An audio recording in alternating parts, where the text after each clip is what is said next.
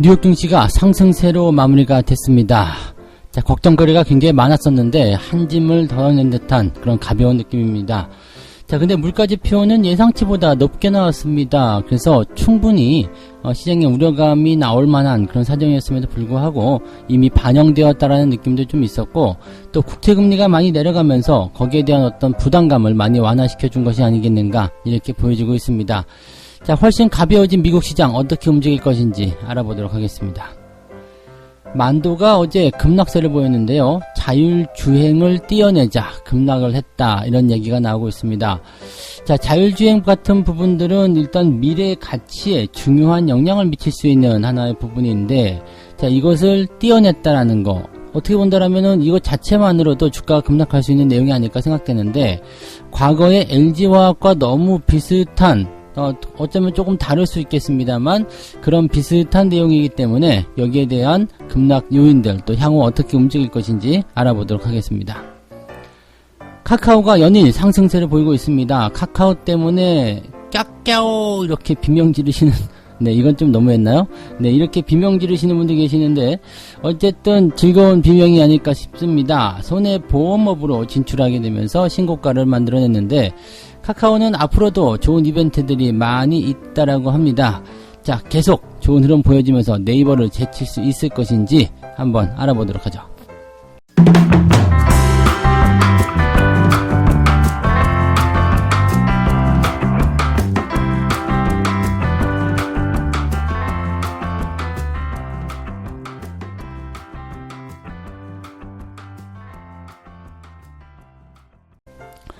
네, 반갑습니다. 오늘은 6월 11일 금요일입니다.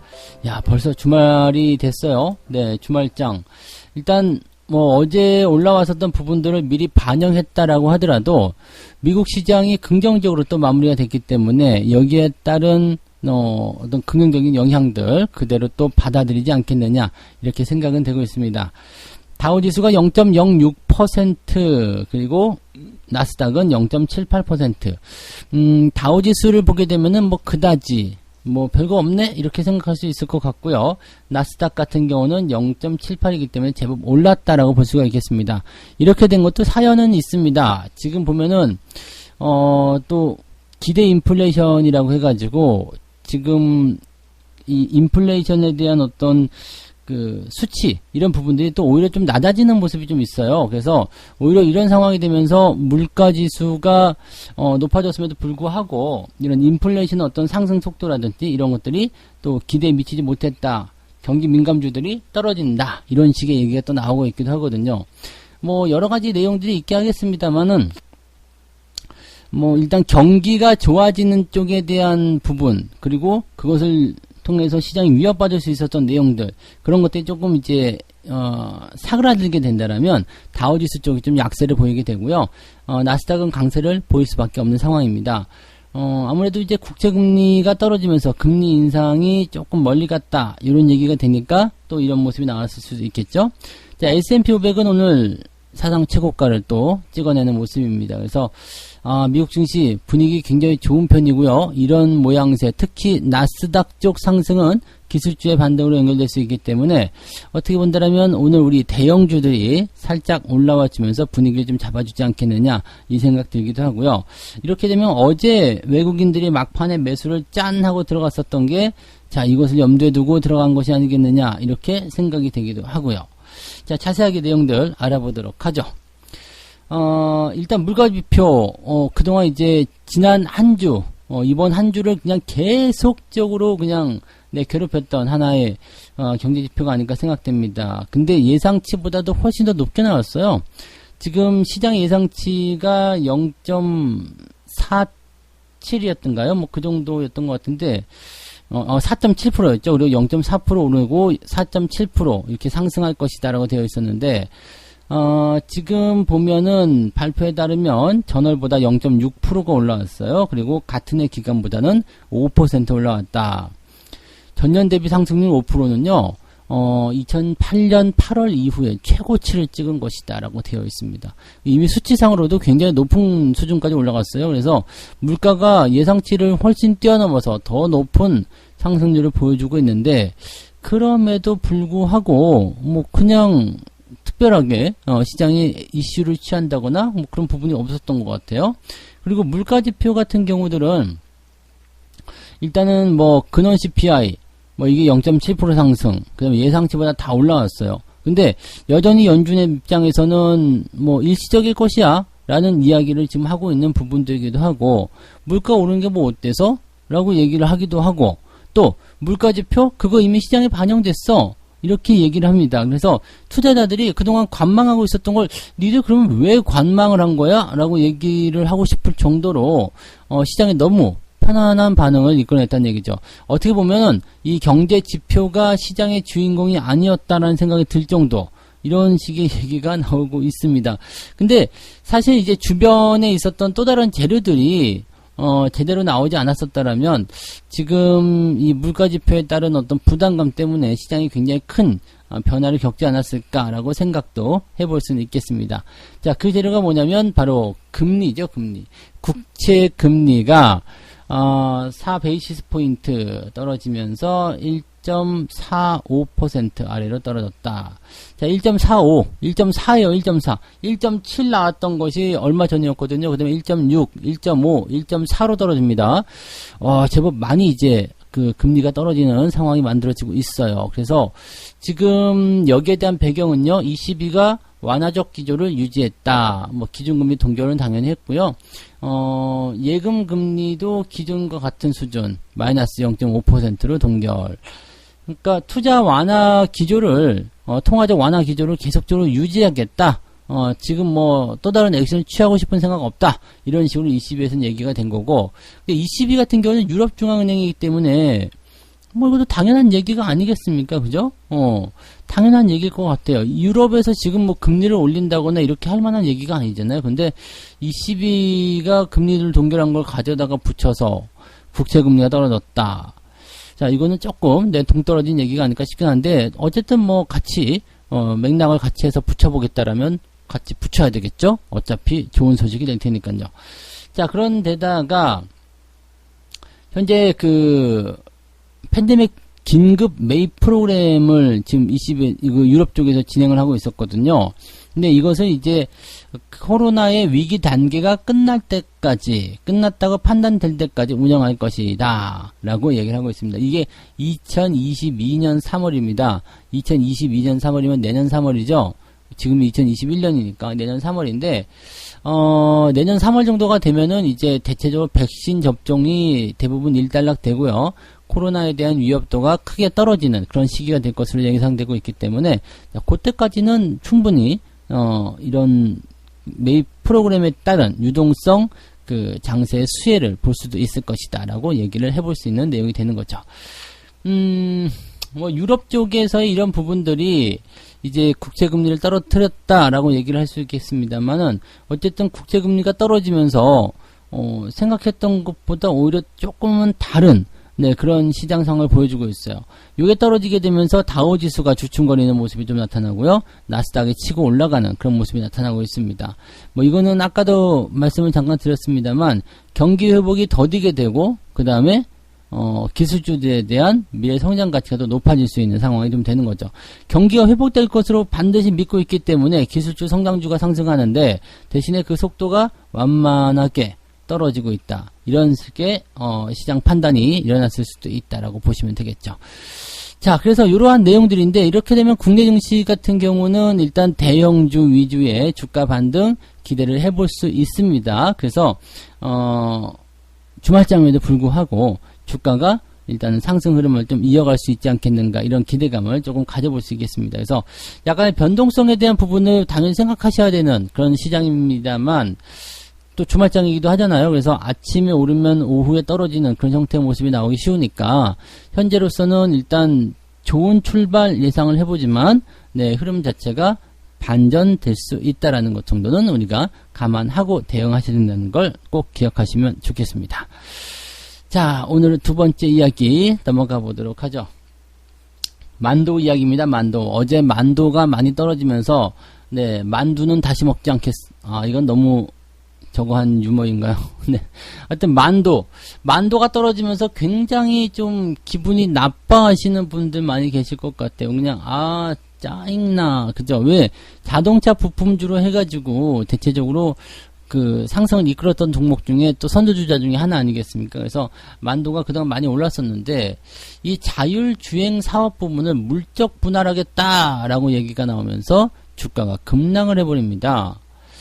자, 이게 과거에 이게 그 LG화학이 배터리 부분을 분할하겠다 해가지고 나왔었던 시점과 비슷하다 이야기죠.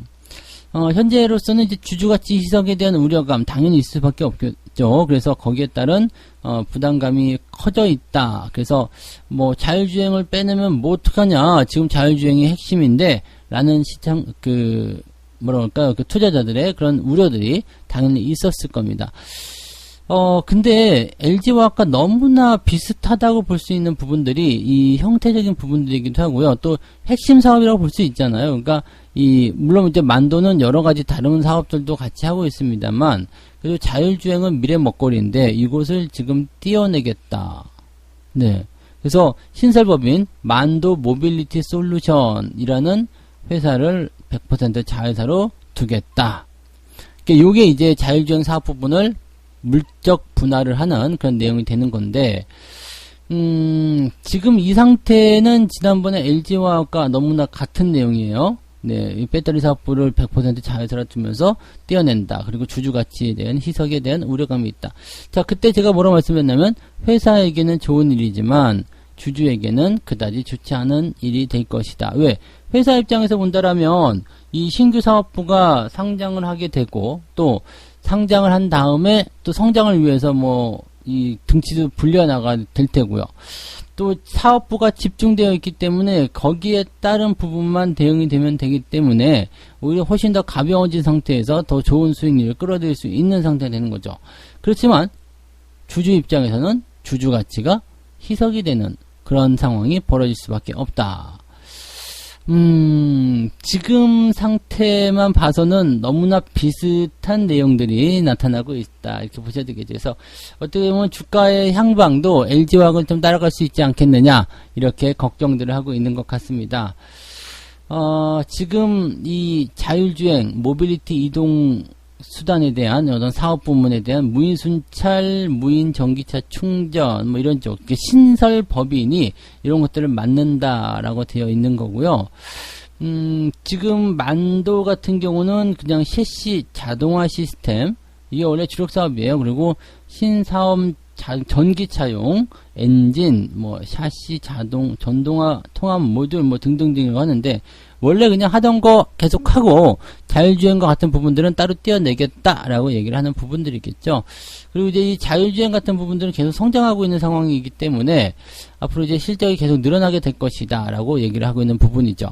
그래서 증권사에서는 대체적으로 이러한 상황들을 놓고서 만도에게 좋은 일인데 목표 주가 더 올리자, 더 많이 올라갈 것이다, 걱정 마라, 떨어져도 끄떡없어, 이런 얘기를 하고 있는데, 이것도 LG화학 때와 비슷해요. LG화학도 그 당시에 물적 분할 얘기 나올 때 주주들한테 별로 안 좋아요 라고 얘기했지만 오히려 괜찮다, 목표 주가 막 올리고 막 그랬었죠. 그게 이 리포트를 통한 LG화학의 주가 상승 비결이기도 했습니다. 근데 너무나 비슷한 상황에 놓여 있다 보니까 약간의 좀 부담감이 좀 생겨야 되는 것이 아닌가, 이렇게 생각이 되는 부분이기도 합니다. 그래서 만도 같은 경우는 일단 다른 걸 다 떠나서 주가가 떨어졌잖아요. 급락을 했죠. 급락을 했다라면 이 부분을 어떻게든 만회를 시켜줘야 됩니다. 그러면 추세적인 부분들이 유지가 돼야 되는데, 이게 추세가 계속적으로 진행이 되면서 우하향세를 만약에 만들어내게 된다면 지금은 여기에 대한 부담감을 계속 주가에 반영시키게 될 것이다, 이렇게 판단하실 수밖에 없을 겁니다. 그래서 만도 같은 경우는 지금 갖고 계신 분들은 일단은 조금 더 지켜보긴 해야 되겠죠. 근데 신규 접근하시기에는 애매할 것 같고, 또 떨어지게 된다라면 비중을 조금 축소해서 가야 되지 않겠는가. LG화학을 생각하시면서 그 흐름을 보면서 이 만도를 같이 대응하시는 필요성이 있을 것으로 판단이 됩니다. 자, 그 다음에 깨깨오, 네. 통닭 소리 같네. 네. 깨요. 왜냐면 이게 지금 굉장히 잘 가고 있단 말이에요. 그러니까 카카오 같은 경우는 이전에 이제 이야기해드렸었던 그 매수 포인트들이 있었어요. 최근에도 움직이면서 골든크로스 나오게 되고 올라가는 모양새. 그래서 카카오가 지금 시총 상위까지 올라가는 부분들이 이제 시장의 이목을 끌고 있는 상황인데 이게 오늘 세 번째 이야기가 되겠죠. 자, 네이버하고 시총이 이제 얼마 차이가 안 나요. 한 2조 원 정도? 네. 지금 카카오가 시가총액이 59조 2,500억. 네이버가 61조 3,500억 이 정도 됩니다. 그래서 2조 원 조금 더 되는 정도로 이제 시총이 좁혀지고 있는 상태이다라고 되어 있고요.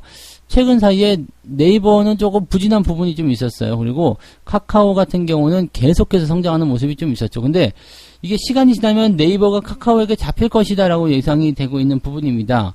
그냥 쉽게 생각하면 다음과 네이버였어요. 다음과 네이버 이 두 개의 싸움이어서 언젠가부턴가 네이버가 좀 앞서가기 시작했었죠. 그리고 네이버의 덩치가 더 커지기 시작하고 막 그렇게 됐었는데 다음 커뮤니케이션이 카카오와 합병이 되게 되면서 완벽하게 탈바꿈이 되는 모습입니다. 특히 이 카카오라는 이 앱을 통한 이 톡을 통한 카톡이잖아요. 이것을 통해 이 메신저를 통한 그런 파급력이 얼마나 큰지를 단적으로 보여주는 게 이게 카카오였던 것 같아요. 이 메신저라는 플랫폼 하나를 통해 가지고 여기서 펼쳐져 나오는 다양한 사업 부분들이 카카오를 지음에 있게 만들었다라고 볼 수가 있는 내용이잖아요. 그러니까 물론 네이버 같은 경우도 이제 그 라인을 이용해서 뭔가를 해보겠다라고 하지만 현재로서는 아직까지는 반응이 별로 없는 상태죠. 지금 카카오는 손해보험업까지도 진출하겠다라고 얘기가 나왔습니다. 카카오페이, 카카오 손해보험, 일단 금융상품 쪽으로도 많이 가고 있는 거잖아요. 카카오뱅크, 뭐 등등등 해가지고요. 사업 영역을 점점점 종합상사 쪽으로 키우고 있는 듯한 그런 느낌인데, 지금 카카오 손해보험 같은 경우는 또 그 경쟁력이 높게 나타나는 부분이 좀 나타날 수 있겠죠. 어떻게요? 카카오뱅크가 시작이 되면서 금리를 좀 낮췄잖아요. 대출 이자 낮춰주고, 뭐 예금 이자 높여주고, 시중은행보다 조금 더 좋게 해주고, 또 그 다음에 ATM기에서 출금을 할 때, 이게 수수료가 없죠, 아마? 지금은 수수료가 없는 걸로 알고 있어요. 그러니까 그런 것들도 모두 다 차별화된 서비스잖아요. 그래서 플랫폼이 점점 좀 커져가고, 고객 유치가 점점 더 커져가는 그런 상태죠. 요즘엔 그런 쪽으로 많이들 찾아다닌다는 이야기죠. 자, 그래서 지금 현재 증권가에서 보는 관점은 네이버를 넘어서게 될 것이다. 네, 네이버를 넘어서게 될 것이다. 그게 어떻게 가능하냐? 카카오뱅크, 카카오페이가 이제 상장이 되고 있다. 그 다음에 내년에는 카카오엔터로 인해서 카카오의 지분 가치가 크게 상승할 것이다. 자, 일단 카카오뱅크와 페이가 상장한다는 것만으로도 굉장히 강력한 효과를 보실 수 있을 것이다. 저는 이렇게 생각이 됩니다. 그래서 지금 현재 시점에서는 카카오의 시가총액이 뭐 계속해서 네이버를 뛰어넘을 것인지는 모릅니다. 그렇지만 결과적으로는 한 번 정도는 네이버를 뒤집어 엎는 형태로 갈 것이다 라고 생각을 해보시면 좋을 것 같아요. 그래서 물론 이제 하이닉스를 뒤집어 엎기까지는 상당히 오랜 시간이 걸릴 수 있고 또 불가능할 수도 있겠습니다만 거기까지 가기보다는 일단 현재 시점에서는 지 혼자서 상승할 수 있는 배경은 시총 3위 정도까지 올라갈 수 있을 것이다 라고 생각하시면 될 것 같아요. 자, 상당히 멋진 포지션이기 때문에 지금 현재 기업 가치에 대한 내용을 66조 원 정도로 얘기하고 있고요. 네, 앞으로도 더 올라갈 수 있는 상태가 되지 않을까 보여집니다. 카카오는 현재로서는 일단 계속 홀딩하시는 전략들 계속 말씀드리고 있었던 거 그냥 그대로 유지하시는 게 맞지 않을까 생각됩니다. 그래서 지금 또 쏠리고 있게 되면 또 당위적 조정이 나온다든지 그럴 수 있겠습니다만 지금은 버릴 것 없다 이렇게 말씀을 드릴 수 있겠습니다. 그래서 그런 내용들까지 같이 보도록 했습니다. 자, 오늘 세 가지 이야기 전달해 드렸는데요. 종목 이야기가 두 개나 있었네요. 자, 첫 번째는 물가지표가 이제 예상치보다 높게 나왔음에도 불구하고 미국 증시가 상승세를 보였다. 특이사항은 없었고 나스닥이 올라오게 되면서 우리나라 대형주에도 기대감이 조금 실리는 것 같았다. 그렇게 보시면 되는 거고, 자, 만도는 자율주행을 떼어내자 급락세를 보였는데 이 부분이 과거 LG화학과 너무나 비슷하다. 한 번씩 여러분들이 비교를 좀 해보실 필요가 있겠다라고 얘기를 하시면 되겠고요. 자, 카카오의 손해보험업 진출에 따른 신고가. 근데 이게 문제가 아니죠. 이 뒤를 따라서 줄줄이 있는 거. 카카오뱅크, 카카오페이, 또 내년도에는 카카오엔터. 자, 플랫폼이 어디까지 커질지 감히 짐작조차 할 수 없는 상황인데, 자, 이 상태가 간다면 시총이 더 커지는 것은 당연한 이야기고요. 네이버를 뛰어넘게 될 것이다. 그래서 카카오는 갖고 계신 분들 일단은 더 보유하셔라. 이 말씀을 드려볼 수가 있겠습니다. 자, 책 한 곡지 읽고 마무리하도록 하겠습니다. 주식 거래는 아내를 선택하는 일과 비슷하다. 많은 구체적인 사항들이 어느 정도 세심하게 검토되어지고 그런 다음 거기에 비합리적인 편애라는 강력하고도 지배적인 요소가 더해진다. 비합리적 편애가 아내, 네, 남편, 아내, 네. 처음에, 네, 뭐, 아무튼 여기까지만, 네. 뭔 말인지 아시겠죠? 네, 근데 어쨌든, 처음에는 이 평생을 함께 할 동반자이기 때문에, 주식도 그런 마음으로 고르라는 이야기죠. 이것저것 세심하게 따져보고, 그 다음에 조금 보여보고, 요즘엔 동거가 유행이라면서요. 그래서 일단은 주식도 마찬가지. 조금 사가지고 같이 조금 지내보고 괜찮네 그러면 조금 더 사보고 올인하고 그런 식으로 가셔야 되지 않겠습니까? 그래서 천천히 처음부터 완벽하게 사랑에 빠지지 말라. 자, 그 이야기 오늘 드려볼 수 있겠습니다. 많이 따져보고 주식 매수하세요. 아시겠죠? 자, 오늘도 여러분들 성공 투자하시기 바라고요. 아까도 말씀드렸지만 주말장이기 때문에 약간의 변동성 나올 수 있습니다. 아침에 너무 떠서 시작하게 되면 일단 의심부터 하고 조심하자. 지금은 의심해서 나쁠 것 하나도 없는 구간입니다. 그렇다고 해서 주가가 크게 밀린다거나 뭐 변동성이 확대돼 가지고 망한다 이런 일은 없을 테니까요. 그런 걱정은 하지 않으셔도 되는데 장중 변동성이 생각보다 아프게 다가올 수 있으니까 거기에 대한 부분은 조심하자 이렇게 말씀드려야 될 것 같습니다. 자, 주말장 화이팅 하시고요. 모두들 성공 투자하시기 바랍니다. 저는 장중 시황에서 다시 돌아오겠습니다. 고맙습니다.